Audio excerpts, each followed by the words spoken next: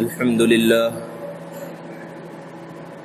لله نحمده ونستعينه ونستغفره ونؤمن به ونتوكل عليه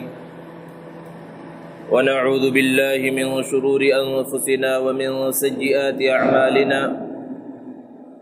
من يهده الله فلا مضل له ومن يضلله فلا هادي له ونشهد أن لا إله إلا الله وحده لا شريك له ونشهد أن سيدنا ومولانا محمدا عبده ورسوله صلى الله تعالى عليه وعلى آله وأصحابه وبارك وسلم تسليما كثيرا أما بعد فأعوذ بالله من الشيطان الرجيم بسم الله الرحمن الرحيم يا أيها الذين آمنوا اتقوا الله وكونوا مع الصادقين وقال النبي صلى الله عليه وسلم عليكم بالصدق فإن الصدق يهدي إلى البر وإن البر يهدي إلى الجنة وما يزال الرجل يصدق ويتحرى الصدق حتى يكتب عند الله صديقا وإياكم والكذب فإن الكذب يهدي إلى الفجور وإن الفجور يهدي إلى النار وما يزال الرجل يكذب ويتحرى الكذب حتى يكتب عند الله كذابا أو كما قال عليه الصلاة والسلام۔ معزز سامعین کرام، بزرگوں اور دوستوں، اللہ رب العزت نے ہمیں بہت ساری نعمتوں سے نوازا ہے۔ اگر ہم ان نعمتوں کو شمار کرنا چاہیں تو شمار نہیں کر سکتے، گن نہیں سکتے۔ جو نعمتیں اللہ رب العزت نے عطا فرمائی ہیں ان میں سے اہم نعمت خود انسان کے اعضاء ہیں۔ اللہ رب العزت نے انسان کو ہاتھ دیا ہے، پیر دیے، اللہ نے آنکھیں عطا فرمائی، ناک عطا فرمایا، کان عطا فرمائے، یہ سب اعضاء اللہ رب العزت نے عطا فرمائے، اور ان اعضاء کی ذمہ داریاں بھی اللہ نے متعین فرما دی ہیں کہ آنکھ کا کام ہے دیکھنا، اور ناک کا کام ہے سونگھنا، کانوں کا کام ہے سننا۔ ہر عضو کی اللہ رب العزت نے ذمہ داری اور اس کا کام متعین فرمایا ہے۔ اسی طرح اللہ رب العزت نے زبان ہمیں عطا فرمائی، یہ اللہ رب العزت کی بہت بڑی نعمت ہے، اور اس زبان کی بھی ذمہ داریاں طے فرمائی ہیں۔ اس زبان کے ذریعے ایک انسان کسی چیز کو چکھ کر اس کا ٹیسٹ معلوم کرتا ہے، اسی زبان کے ذریعے وہ لوگوں کے سامنے اپنے مافی الضمیر کو ادا کرتا ہے، اپنی بات لوگوں کے سامنے پیش کر سکتا ہے۔ یہ زبان اتنی قیمتی شے ہے، اتنی قیمتی چیز ہے کہ اس زبان کو صحیح انداز میں استعمال کر کے انسان دنیا میں بھی کامیاب ہو سکتا ہے اور آخرت میں بھی کامیاب ہو سکتا ہے، اور اس زبان کی تھوڑی سی لغزش سے دنیا اور آخرت میں ناکامی اس کا مقدر ہو سکتی ہے۔ زبان کی یوں تو بہت ساری ذمہ داریاں ہیں، لیکن سب سے بڑی ذمہ داری اس زبان کی سچ بولنا ہے۔ سچائی ایک بہت اہم صفت ہے جو انسان کے اندر ہوتی ہے۔ سچائی کے مقابلے میں جھوٹ ہے، اور جھوٹ اتنی بری صفت ہے کہ اللہ کے رسول صلی اللہ علیہ وسلم نے ارشاد فرمایا کہ جب ایک انسان جھوٹ بولتا ہے تو اس کے منہ سے ایسی بدبو، غلیظ بدبو نکلتی ہے کہ جو رحمت کے فرشتے اس کے ساتھ ہوتے ہیں اس بدبو کی وجہ سے 1 میل دور تک بھاگ کر چلے جاتے ہیں۔ تو انسان جب جھوٹ بولتا ہے تو معاشرے میں بدبو پھیل جاتی ہے، معاشرہ خراب ہو جاتا ہے، جبکہ سچ کی وجہ سے معاشرے کے اندر اچھائیاں پیدا ہوتی ہیں، معاشرہ خوشنما نظر آتا ہے، اچھا نظر آتا ہے۔ کوئی مذہب دنیا کا ایسا نہیں ہے، چاہے آسمانی مذہب ہو یا غیر آسمانی مذہب ہو، جس میں جھوٹ کی اجازت دی گئی ہو۔ ہر مذہب میں جھوٹ کو برا کام تصور کیا جاتا ہے، بری چیز، بری صفت مانا جاتا ہے، اور سچائی کو بہت اہمیت دی جاتی ہے۔ یہاں تک کہ زمانے جاہلیت میں جو بسنے والے لوگ تھے، جو طرح طرح کے گناہوں میں اور برائیوں میں مبتلا تھے، وہ بھی جھوٹ سے بچتے تھے، جھوٹ کے قریب نہیں جاتے تھے۔ ایک بڑے سے بڑا گنہگار شخص بھی یہ نہیں چاہتا تھا کہ اس کی جانب جھوٹ کی نسبت ہو، لوگ یہ کہیں کہ فلاں نے جھوٹ کہا ہے۔ بخاری شریف کے بالکل آغاز میں امام بخاری رحمۃ اللہ علیہ نے اس طویل حدیث کو نقل کیا ہے جس میں بادشاہ روم ہرقل نے حضرت ابو سفیان رضی اللہ تعالی عنہ سے کچھ سوالات کیے تھے، اور یہ اس وقت کی بات ہے جب حضرت ابو سفیان رضی اللہ تعالی عنہ مسلمان نہیں ہوئے تھے بلکہ کافر تھے، اور کافروں کے سپہ سالار تھے، جنرل تھے، مسلمانوں کے سب سے بڑے دشمن تھے۔ مسلمانوں کے مقابلے میں وہ فوج کے تیار کر کے اور فوج کا سردار بن کر مسلمانوں کے مقابلے میں آتے رہے تھے۔ اللہ کے رسول صلی اللہ علیہ وسلم نے جب مختلف بادشاہوں کے نام اسلام کی دعوت کا خط لکھا تو روم کے بادشاہ کے پاس بھی خط پہنچا، اور اس نے پڑھا تو معلوم ہوا کہ کوئی نبی ہے جس نے نبوت کا دعویٰ کیا ہے۔ تو اس نے اپنے درباریوں سے کہا کہ دیکھو ہمارے علاقے میں عرب کے کچھ لوگ اگر ہیں تو انہیں بلا کر لاؤ، ہم ان سے اس نبی کے بارے میں معلوم کریں گے جس نے نبوت کا دعویٰ کیا ہے اور مجھے اسلام کی دعوت دی ہے۔ اتفاق سے اسی زمانے میں حضرت ابو سفیان رضی اللہ تعالیٰ عنہ اپنے قافلے کے ساتھ تجارت کی غرض سے ملک روم کے اندر موجود تھے۔ انہیں لوگوں نے پکڑا اور بادشاہ کے دربار میں پیش کر دیا۔ بادشاہ نے کہا کہ اس کو مجھ سے قریب کرو اور اس کے جتنے ساتھی ہیں ان کو پیچھے بٹھلا دو اور ان سے کہہ دو کہ میں ان سے کچھ سوالات اس نبی کے بارے میں کرنے جا رہا ہوں، یہ سچ بولے تو تم اس کی تصدیق کرو، اور اگر یہ جھوٹ بولے تو یہ جھوٹ بول رہا ہے، تمہیں نہیں دیکھ رہا، تم پیچھے سے اشارہ کر دینا کہ یہ جھوٹ بول رہا ہے۔ اب اس نے ایک ایک کر کے سوالات کرنا شروع کیا، بڑے طویل تفصیلی سوالات ہیں، بخاری شریف کے اندر تقریباً 2 صفحے کے اندر وہ سوالات اور جوابات موجود ہیں۔ ان میں سے ایک سوال بادشاہ ہرقل نے کیا،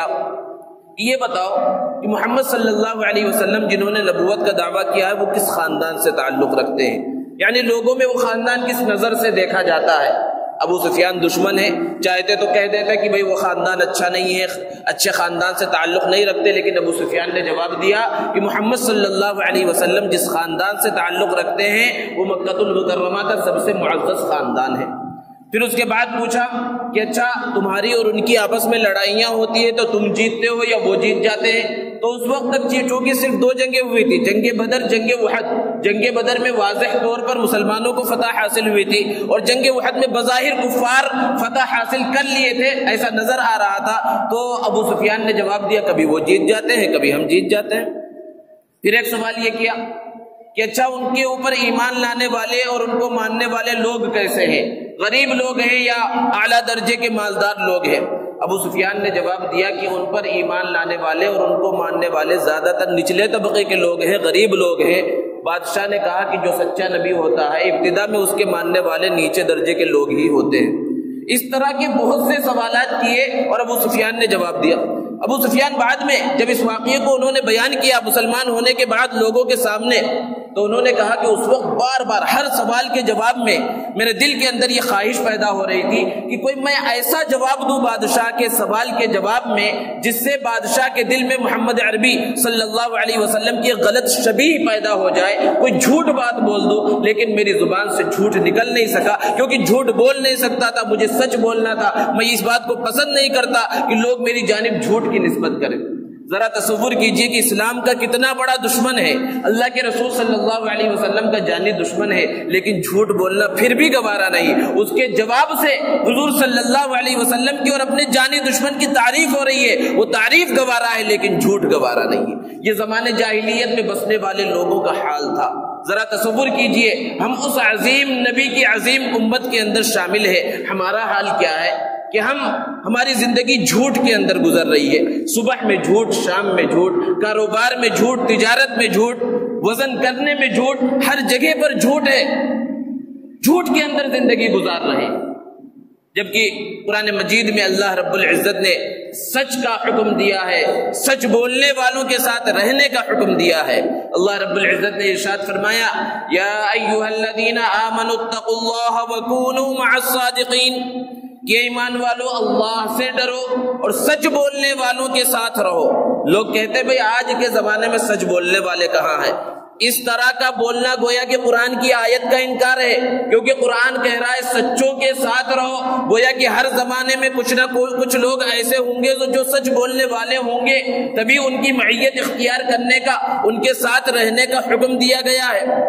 قرآن مجید میں بہت سے مقامات پر اللہ رب العزت نے انبیاء کرام علیہ السلام کی جہاں صفات بیان فرمائی ہیں تو ان کی صفات میں سچائی کو بیان فرمایا۔ حضرت ابراہیم علیہ السلام کے بارے میں فرمایا وَاذْكُرْ فِي الْكِتَابِ إِبْرَاهِيمَ إِنَّهُ كَانَ صِدِّيقًا نَبِيًّا۔ قرآن مجید کے اندر حضرت ابراہیم کا تذکرہ کیجئے، وہ سچے نبی تھے۔ وَاذْكُرْ فِي الْكِتَابِ إِدْرِيسَ إِنَّهُ كَانَ صِدِّيقًا نَبِيًّا، حضرت ادریس علیہ السلام کا تذکرہ کیجئے، بے شک وہ سچے نبی تھے۔ حضرت اسماعیل کے بارے میں ارشاد فرمایا وَاذْكُرْ فِي الْكِتَابِ إِسْمَاعِيلَ إِنَّهُ كَانَ صَادِقَ الْوَعْدِ وَكَانَ رَسُولًا نَبِيًّا، وہ وعدے کے سچے تھے اور سچے نبی تھے، سچے رسول تھے۔ اور کہیں اللہ رب العزت نے سچائی کی نسبت اپنی جانب بیان فرمائی اور ارشاد فرمایا وَمَنْ أَصْدَقُ مِنَ اللَّهِ قِيلًا وَمَنْ أَصْدَقُ مِنَ اللَّهِ حَدِيثًا، کہ اللہ سے زیادہ سچی بات کس کی ہو سکتی ہے۔ اب اللہ رب العزت جب صدق کی، سچائی کی نسبت اپنی جانب فرمائے تو اس سے اندازہ لگایا جا سکتا ہے کہ سچائی کی اہمیت کیا ہے، سچائی کا مقام اور مرتبہ کیا ہے۔ اور اللہ کے رسول صلی اللہ علیہ وسلم نے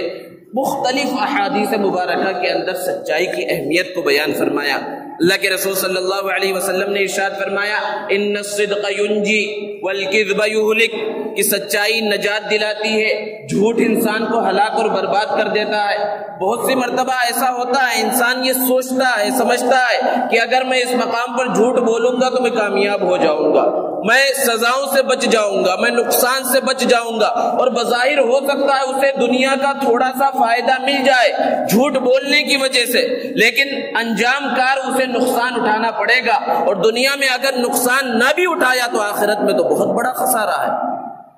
اسی لیے کہاوت مشہور ہے کہ ایک جھوٹ کو سچ کرنے کے واسطے پھر 100 جھوٹ بولنا پڑتا ہے۔ ایک مرتبہ اگر اس نے جھوٹ بول دیا تو پھر جھوٹ پہ جھوٹ، جھوٹ پہ جھوٹ بولنا پڑتا ہے، لیکن اگر پہلے مرحلے پر اس نے سچ بول دیا تو ہو سکتا ہے سچ بولنے کی وجہ سے تھوڑی پریشانی آ جائے، تھوڑا نقصان ہو جائے، کچھ تکلیفیں آ جائیں، لیکن اس کا انجام بہت اچھا ہوگا۔ کیوں اچھا ہوگا؟ کیونکہ سرکار دو عالم صلی اللہ علیہ وسلم کا فرمان ہے پوری دنیا کی بات جھوٹی ہو سکتی ہے لیکن میرے آقا کی بات جھوٹی نہیں ہو سکتی۔ ان الصدق ینجی، اللہ کے رسول صلی اللہ علیہ وسلم فرما رہے ہیں۔ اور اس سچائی کا فائدہ کیا ہے، سچائی کے ثمرات کیا ہیں؟ ایک دوسری حدیث میں اللہ کے رسول صلی اللہ علیہ وسلم نے ارشاد فرمایا علیکم بالصدق، سچائی کو لازم پکڑو،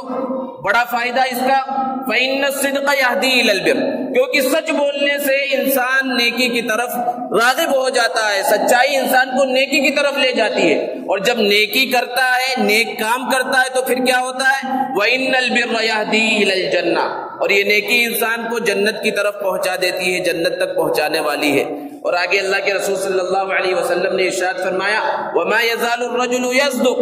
ويتحرى الصدق حتى يكتب عند الله صديقا، کہ ایک آدمی ہے جو ہمیشہ سچ بولتا ہے، سچ بولنے کی فکر میں لگا رہتا ہے، یعنی خطرناک حالات ہے، خطرناک ماحول ہے، سچ بولنا نقصان دہ ہے، تکلیف دہ ہے، پریشانی کو لانے والا ہے، پھر بھی سچ بولتا ہے تو اللہ کے رسول صلی اللہ علیہ وسلم نے فرمایا اللہ کے رجسٹر میں سچوں میں نام لکھ دیا جاتا ہے۔ اب ذرا بتائیے اللہ کے رجسٹر میں اگر اسے صدیق لکھ دیا گیا، سچوں میں لکھ دیا گیا، تو پھر اس کا انجام کیا ہوگا؟ اللہ نے دوسری جگہ پر ارشاد فرمایا اولئک الذین انعم اللہ علیہم من النبیین والصدیقین والشہداء والصالحین، جن لوگوں پر اللہ نے انعام فرمایا ہے سب سے پہلا مقام و مرتبہ انبیاء کرام کا، دوسرے نمبر پر صدیقین کا، سچ بولنے والوں کا، سچ کا ساتھ دینے والوں کا ہے، تو اس کا شمار صدیقین میں ہو جاتا ہے، اور صدیقین میں شمار ہونے کی وجہ سے وہ جنتیوں میں اس کا شمار ہو جاتا ہے۔ اور آگے فرمایا وَإِيَّاكُمْ وَالْكِذْبَ، جھوٹ سے بچو، فَإِنَّ الْكِذْبَ يَهْدِي إِلَى الْفُجُورِ، کیونکہ جھوٹ انسان کو گناہ کی طرف لے جاتا ہے۔ جھوٹ بہت سارے گناہوں کی جڑ ہے، برائیوں کی جڑ ہے۔ انسان اگر صرف جھوٹ بولنا چھوڑ دے بہت سارے گناہوں سے بچ جاتا ہے، جیسا کہ ایک حدیث میں اللہ کے رسول صلی اللہ علیہ وسلم کا ایک واقعہ منقول ہے کہ ایک شخص اللہ کے رسول صلی اللہ علیہ وسلم کے پاس آیا اور اس نے عرض کیا اللہ کے رسول میرے اندر بہت سارے گناہ ہیں، میں آپ کی بات سے متاثر ہوا ہوں، آپ کی دعوت سے متاثر ہوا ہوں، اسلام کے پیغام سے متاثر ہوا ہوں، میں اسلام قبول کرنا چاہتا ہوں لیکن میں ان گناہوں کو نہیں چھوڑوں گا، میں چوری کرتا ہوں، میں زنا کرتا ہوں، میں قتل کرتا ہوں، میں جھوٹ بولتا ہوں، یہ 4 بڑے بڑے گناہ ہیں، ان میں سے آپ کی خاطر، آپ سے محبت کی خاطر، آپ پر ایمان لانے کی وجہ سے کوئی ایک گناہ چھوڑنے کے لیے تیار ہوں۔ آج کے زمانے میں کسی سے اس طرح پوچھے تو وہ دھکے مار کر مسجد سے باہر نکال دے گا کہ زنا کی اجازت چاہ رہا ہے، قتل کی اجازت چاہ رہا ہے، لیکن اللہ کے رسول صلی اللہ علیہ وسلم حلیم الطبع تھے، حکیمانہ انداز اختیار کرتے تھے۔ اللہ کے رسول صلی اللہ علیہ وسلم نے قریب بلایا اور کہا کہ صرف جھوٹ بولنا چھوڑ دو۔ اب وہ شخص چلا گیا کہ باقی 3 گناہوں کی تو اجازت مل گئی ہے، صرف جھوٹ بولنا کون سی بڑی بات ہے، جھوٹ بولنا چھوڑ دوں گا۔ اب جب اس نے قتل کا ارادہ کیا، قتل کے واسطے ہتھیار اٹھائے، تو پھر اس کے دل کے اندر خیال آیا اللہ کے رسول صلی اللہ علیہ وسلم نے اگر مجھ سے سوال کیا کیا تو اس گناہ کے اندر مبتلا ہوا تھا، تو میں اللہ کے رسول صلی اللہ علیہ وسلم کو کیا جواب دوں گا؟ شراب کے بارے میں جب اس کا خیال آیا تو پھر وہی خیال آیا کہ اللہ کے رسول صلی اللہ علیہ وسلم کے سامنے جھوٹ تو بول نہیں سکتا، کیونکہ جھوٹ نہ بولنے کا میں نے اللہ کے رسول صلی اللہ علیہ وسلم سے وعدہ کیا ہے، پھر اس کی سزا ملے گی۔ اسی طرح مختلف روایات میں مختلف گناہوں کا تذکرہ ہے۔ خلاصہ یہ کہ وہ ہر گناہ سے بچ گیا اور دوسرے دن دوڑتا ہوا اللہ کے رسول صلی اللہ علیہ وسلم کی خدمت میں حاضر ہوا اور عرض کیا اللہ کے رسول، ایک جھوٹ کو چھوڑنے کی وجہ سے جتنے بڑے گناہ میرے اندر تھے کہ میں زنا کرتا تھا، میں شراب پیتا تھا، میں چوری کرتا تھا، یہ سب کے سب گناہ مجھ سے چھوٹ گئے۔ تو جھوٹ ایسی بلا ہے، ایسی خطرناک بیماری ہے، ایسی خطرناک چیز ہے کہ اگر یہ انسان کے اندر ہوتی ہے تو صرف وہ جھوٹ کے گناہ میں ہی مبتلا نہیں ہوتا، بہت سارے گناہوں میں مبتلا ہو جاتا ہے۔ اسی کو اللہ کے رسول صلی اللہ علیہ وسلم نے ارشاد فرمایا فَإِنَّ الْكِذْبَ يَهْدِي إِلَى الْفُجُورِ،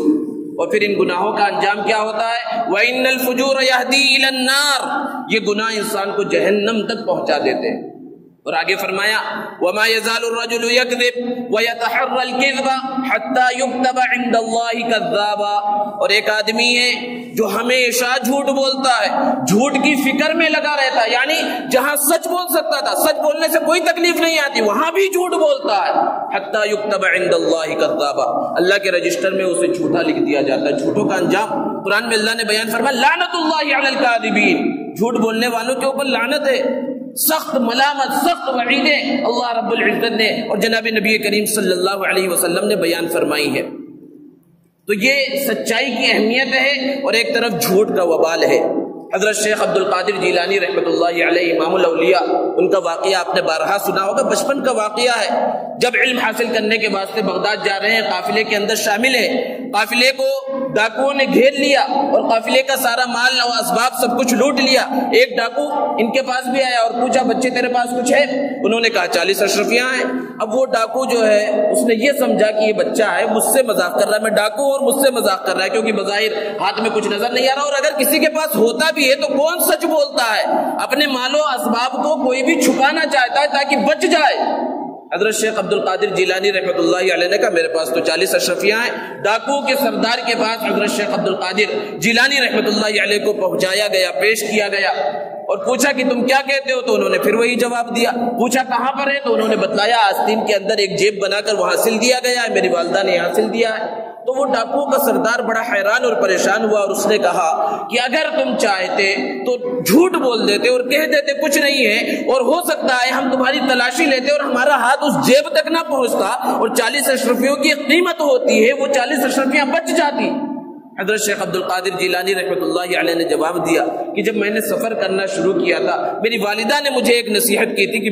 بیٹا ہمیشہ سچ بولنا، سچائی کے دامن کو نہ چھوڑنا، جھوٹ کبھی نہ بولنا۔ کیا میں ان 40 اشرفیوں کے واسطے سچائی کو چھوڑ دیتا؟ میں نے اپنی والدہ کی نصیحت پر عمل کیا ہے۔ ان کی اس بات کا، ان کے اس عمل کا ڈاکوؤں کے سردار پر اور پورے ڈاکوؤں کے قافلے کے اوپر اتنا اثر ہوا کہ ان لوگوں نے توبہ کر لی۔ یہ سچائی کا فائدہ ہے کہ کتنے گناہوں کی زندگی گزار رہے تھے، کتنے قافلوں کا سامان و اسباب لوٹا تھا، مال و متاع لوٹا تھا، پتہ نہیں کتنے لوگوں کو قتل کیا تھا، لیکن ایک سچ کی وجہ سے وہ راہ راست پر آ گئے۔ وہ جتنے راہ راست پر آئے سب کا ثواب شیخ عبد القادر جیلانی رحمۃ اللہ علیہ کو ملا، کیونکہ وہ سبب بنے ہیں۔ تو یہ سچائی کا فائدہ ہوتا ہے۔ اور جھوٹ کا انجام کیا ہوتا ہے؟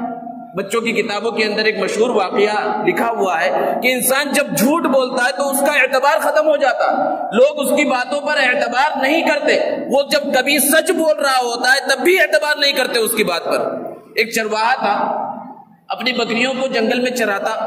اس کو مذاق سوجی اور گاؤں کے قریب آیا اور کہا کہ بھیڑیا بچاؤ، بھیڑیا آ گیا ہے، میری بکریوں کو پکڑنا چاہ رہا ہے، بچاؤ۔ گاؤں والے ایک چرواہے کی مدد کے واسطے بھاگتے ہوئے آئے، جب آ کر دیکھا تو وہاں کوئی بھیڑیا نہیں ہے، خالی وہ چرواہا ہے، بکریاں ہیں۔ جب وہ لوگ آئے تو اس کو بڑی خوشی ہوئی کہ میں نے لوگوں کو بیوقوف بنایا ہے۔ پھر دوسرے دن پھر اسی طرح مذاق سوجا اس کو، اور پھر اس نے اسی طرح اعلان کیا اور چلایا بھیڑیا آ گیا بچاؤ۔ پھر لوگ دوڑتے ہوئے آئے اور دیکھا وہاں پر تو خالی بکریاں ہیں اور یہ چرواہا ہے، کوئی بھیڑیا نہیں ہے، کوئی پریشانی نہیں، کوئی تکلیف نہیں۔ پھر چلے گئے۔ تیسرے دن حقیقت میں بھیڑیا آ گیا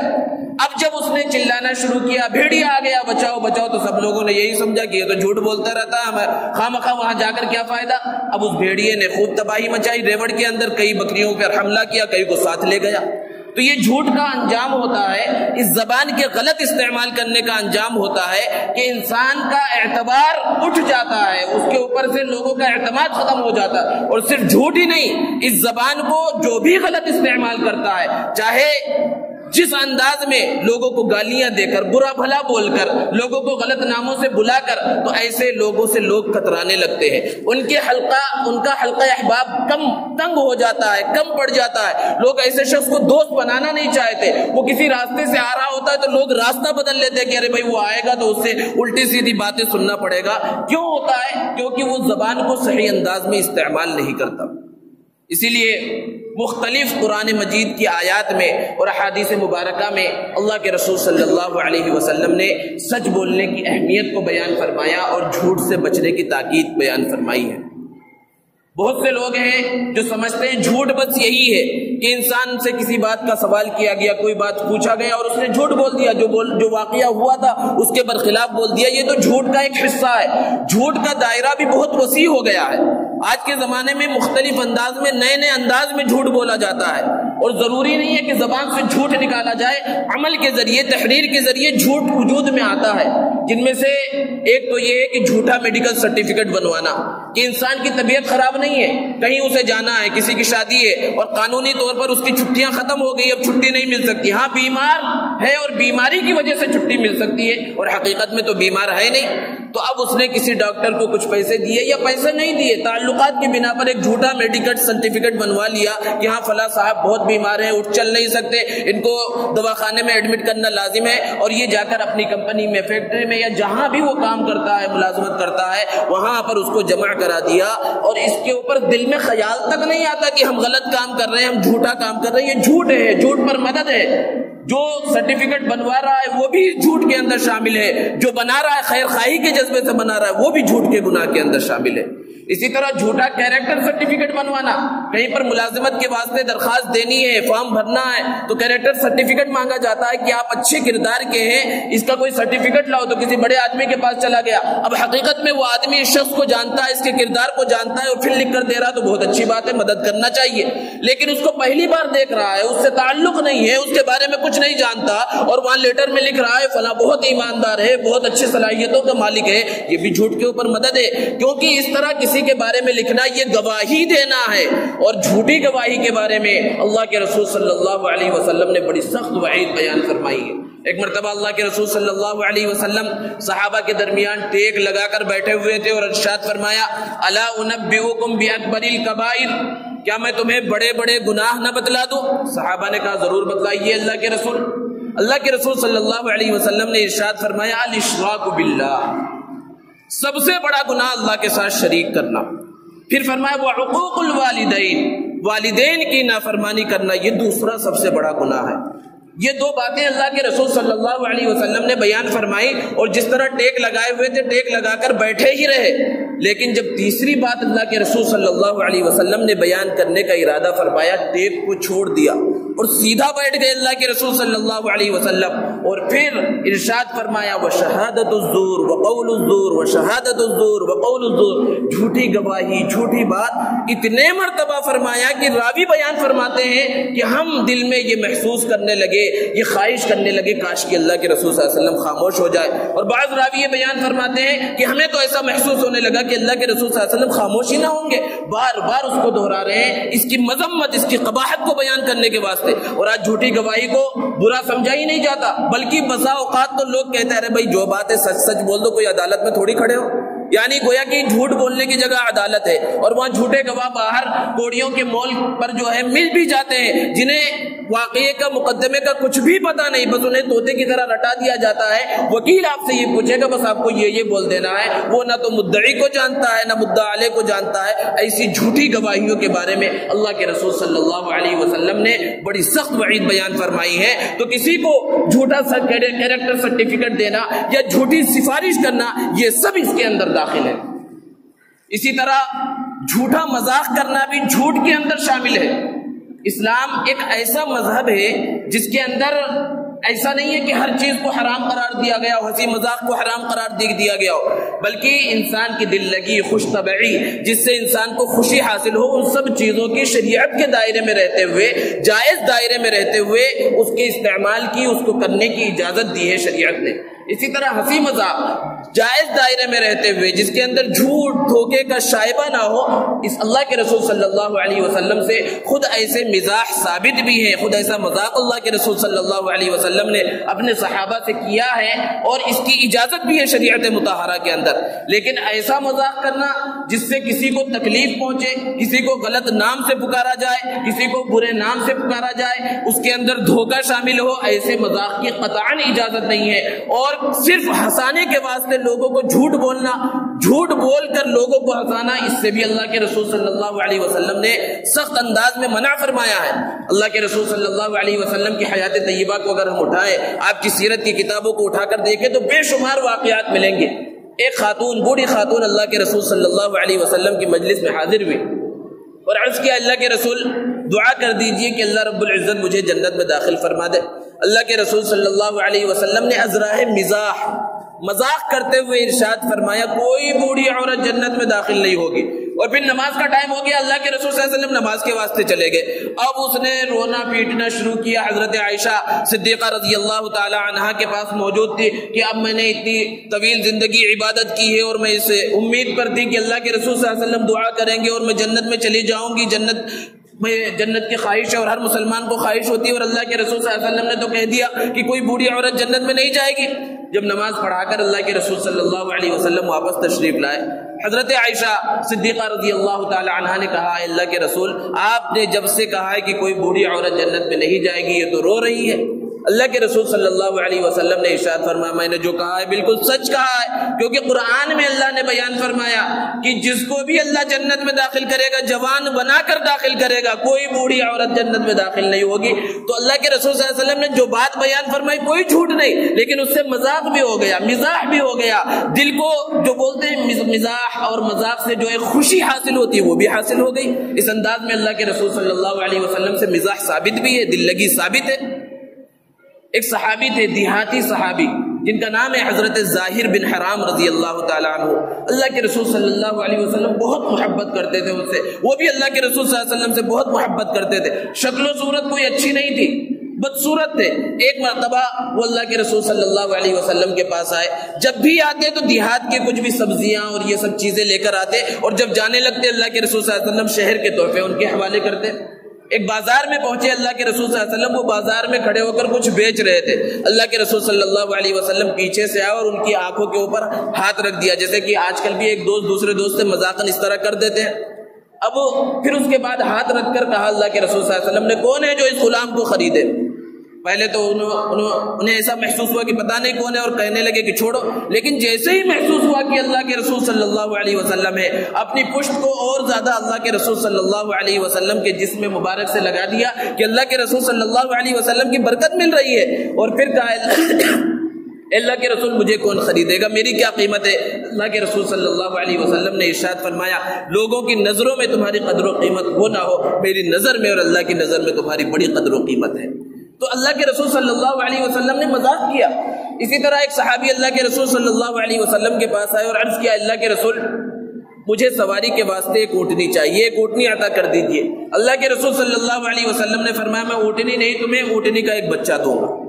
انہوں نے کہا، اللہ کے رسول اونٹنی کا بچہ لے کر میں کیا کروں گا، مجھے سواری کی ضرورت ہے، سوار ہو کر اس پر سفر کرنا ہے۔ اللہ کے رسول صلی اللہ علیہ وسلم نے ان سے مذاق کیا اور کہا کہ بھائی میں تمہیں جو بھی اونٹنی کا جو بھی بچہ دوں گا وہ اونٹنی ہی کا تو بچہ ہوگا، وہ بڑا ہوگا تب بھی اونٹنی کا بچہ ہے، چھوٹا ہے تب بھی اونٹنی کا بچہ ہے۔ اللہ کے رسول صلی اللہ علیہ وسلم کے اس طرح کے مذاق ثابت ہے۔ حضرت انس بن مالک رضی اللہ تعالیٰ عنہ اللہ کے رسول صلی اللہ علیہ وسلم کے خادم خاص ہیں، بہت خاص خادم ہیں۔ ان کے ایک سوتیلے بھائی تھے، چھوٹی عمر تھی، اللہ کے رسول صلی اللہ علیہ وسلم کے پاس آتے تھے۔ ان کے پاس ایک چڑیا تھی جس کا نام تھا نغیر، وہ چڑیا کسی وجہ سے مر گئی۔ اللہ کے رسول صلی اللہ علیہ وسلم نے پوچھا، یا ابا عمیر ما فعل النغیر؟ ان سے مذاق کرتے تھے اس چڑیا کا تذکرہ کر کے کہ ابو عمیر تمہاری وہ نغیر چڑیا کہاں چلی گئی، کہاں چلی گئی؟ تو اللہ کے رسول صلی اللہ علیہ وسلم سے اس طرح کا مذاق اور اس طرح کا مزاح ثابت ہے. اور آج کے زمانے میں جو مذاق اور مزاح کیے جاتے ہیں وہ بہت ہی کم ایسے ہیں جو شریعت کے دائرے میں آتے ہیں. اور خصوصاً موجودہ حالات کے اعتبار سے ایک دن کے بعد جو تاریخ آ رہی ہے 1 اپریل، جس کو اپریل فل کے نام سے جانا جاتا ہے، اور وہاں مزاح اور مذاق اور پتہ نہیں کیسی کیسی باتیں کی جاتی ہیں جس کا شریعت سے اور شریعت کے کسی بھی حکم سے ذرہ برابر لگاؤ نہیں ہے اور ناجائز ہے وہ، کیونکہ اس کے اندر دھوکہ شامل ہے، جھوٹ شامل ہے، ایذاء مسلم شامل ہے. وہاں کیا جاتا ہے، کسی کو کسی غلط بات کا یقین دلایا جاتا ہے اور اس انداز میں بولا جاتا ہے کہ وہ سچ مان لے، اور جب سچ مان لیتا ہے تو اس کا مذاق اڑاتے ہیں، پھر اپریل فل کہتے ہیں. یہ اپریل فل کی بنیاد کیا ہے، کیوں شروع کیا گیا؟ اس کی تاریخ اگر ہم دیکھیں تو ساری تاریخیں ایسی ہے جس کا اسلام سے کوئی تعلق نہیں، بلکہ بعض تاریخ ایسی ہے جو اسلام دشمنی پر جس کی بنیاد رکھی گئی ہے. بعض تاریخی روایتوں کے اندر یہ بات ملتی ہے کہ پہلے زمانے کے اندر سال جنوری سے شروع ہونے کے بجائے اپریل سے شروع ہوتا تھا. تو جیسے کہ جنوری کے آغاز میں 1 اپریل کو یہ لوگ خوشیاں مناتے ہیں، 1 جنوری کو خوشیاں مناتے ہیں، اسی طرح 1 اپریل کو وہ لوگ خوشیاں مناتے تھے، اس وجہ سے یہ اس کا آغاز کیا گیا. اور بعض روایتوں کے اندر ہے کہ اس کا آغاز یہودیوں نے کیا کہ ان کے عقیدے کے مطابق حضرت عیسیٰ علیہ السلام کو جو کہ انہوں نے پھانسی کے اوپر چڑھا دیا ہے، اور جس دن انہوں نے پھانسی پر چڑھایا اس دن اس کو وہ مذاق کے طور پر، خوشی کے طور پر مناتے ہیں، ایک دوسرے سے مذاق کرتے ہیں. یہودی مناتے تو اس بات کو مانا جا سکتا تھا، وہ عیسائی جو حضرت عیسیٰ علیہ السلام کو اپنا نبی مانتے ہیں وہ کیسے آخر اس کو منا رہے ہیں، یہ سمجھ سے باہر بات ہے. اور تیسری بات جو سب سے اہم ہے جو اس بارے میں کہی جاتی ہے کہ اندلس جہاں پر مسلمانوں کی تقریباً 800 سال تک بڑی شان و شوکت کے ساتھ حکومت رہی، اور پھر مسلمانوں کے اندر جب خرابیاں آئیں اور وہاں سے حکومت کا خاتمہ ہوا اور عیسائی وہاں پر قابض ہوئے اور لاکھوں مسلمانوں کا وہاں پر انہوں نے قتل عام کیا، تو جو بچے کچے مسلمان رہ گئے تھے انہوں نے اپنی جان بچانے کے واسطے عیسائیوں کا حلیہ اختیار کر لیا اور عیسائی بن کر، یعنی ظاہراً عیسائی بن کر ایمان کو چھپا لیا، ظاہراً عیسائی بن کر رہنے لگے تاکہ ان کی جان بچی رہے. عیسائیوں نے بہت کوشش کی کہ کسی طرح ان مسلمانوں کو نکالا جائے، لیکن جب کوئی بات انہیں سمجھ میں نہ آئی تو پھر انہوں نے ایک نیا حربہ اختیار کیا اور اعلان کیا کہ فلاں جگہ پر ایک بہت بڑا پانی کا جہاز رکھ دیا گیا سمندر کے کنارے، جو مسلمان ہیں وہ یہاں سے جانا چاہے تو بڑی آسانی کے ساتھ انہیں جانے کی اجازت ہے، ان کے جان مال کے ساتھ کوئی کچھ بھی نہیں کیا جائے گا، وہ جہاز میں سوار ہو جائیں، کسی اسلامی ملک انہیں پہنچا دیا جائے گا. مسلمانوں کو یقین نہیں ہوا، بہت دنوں تک اعلان کیا جاتا رہا، یہاں تک کہ مسلمانوں کو یقین ہو گیا اور وہ سب کے سب جو چھپے ہوئے تھے، عیسائی انداز اور حلیہ انہوں نے اختیار کر لیا تھا، وہ سب اپنے اپنے گھروں سے اپنے اپنے علاقوں سے باہر نکلے اور اس جہاز کے اندر پہنچ گئے. جب انہیں اندازہ ہو گیا کہ اب کوئی مسلمان یہاں اندلس میں اسپین میں باقی نہیں رہا ہے تو پھر وہ جہاز چلا اور بیچ سمندر میں پہلے سے بنائے گئے پلان کے مطابق انہوں نے ہزاروں مسلمان جو اس کے اندر موجود تھے پورے جہاز کو ڈبا دیا. اور جب وہ جہاز ڈوب گیا تو تاریخی روایتوں سے ثابت ہے کہ وہ 1 اپریل کی تاریخ تھی اور 1 اپریل کو انہوں نے خوب ہنسی مذاق کیا، ایک دوسرے کے ساتھ جو ہے خوشیاں منائیں اور وہ بنیاد بنی. ذرا تصور کیجئے کہ اسلام دشمنی پر اس کی بنیاد ہے. کیا کوئی مسلمان، کوئی نوجوان اسکول کالج میں پڑھنے والا، مدرسے میں پڑھنے والا، عام زندگی گزارنے والا، مزدوری کرنے والا، کیا یہ تصور کر سکتا ہے کوئی کسی شعبے سے تعلق رکھنے والا مسلمان کہ کیا اس رسم و رواج کا اور یہ جو یورپ کی طرف سے اور مغرب کی طرف سے ایجاد کی گئی رسم ہے، بیہودہ رسم جو شریعت سے ٹکراتی ہے، کیا کوئی مسلمان اس کو اپنا سکتا ہے؟ اس لیے اس بات کی ضرورت ہے کہ سارے نوجوان اس غلط وبا سے نہ ایسے میسج کسی کو بھیجیں، نہ اس طرح اپریل فل کسی کے ساتھ منائیں. اور اسی طرح والدین کی، سرپرستوں کی بھی ذمہ داری ہے کہ وہ اپنے بچوں کا خصوصاً خیال رکھیں. اور وہ چونکہ اسکول میں پڑھ رہے، اسکول میں یہ سب باتیں ہوتی رہتی ہے، گھر میں اور اپنے مہمانوں کے ساتھ، اپنے رشتہ داروں کے ساتھ اگر کوئی ایسی بات کر رہے انہیں فوراً تنبیہ کرے، اچھے انداز میں سمجھائے کہ اسلام کا اس سے کوئی تعلق نہیں ہے، یہ اسلام کے خلاف بات ہے. اسلام ہمیں سچائی کا حکم دیتا ہے، جھوٹ بولنے سے بچنے کا حکم دیتا ہے، لوگوں کا مذاق اڑانے سے بچنے کا حکم دیتا ہے. اس انداز میں، اچھے انداز میں جب ہم بچوں کو سمجھائیں گے تو انشاءاللہ اللہ کی ذات سے امید ہے بچوں کے دماغ میں بھی یہ بات بیٹھے گی اور وہ اچھے انداز میں زندگی گزاریں گے. اللہ رب العزت سے دعا ہے کہ اللہ تبارک و تعالی ہمیں سچائی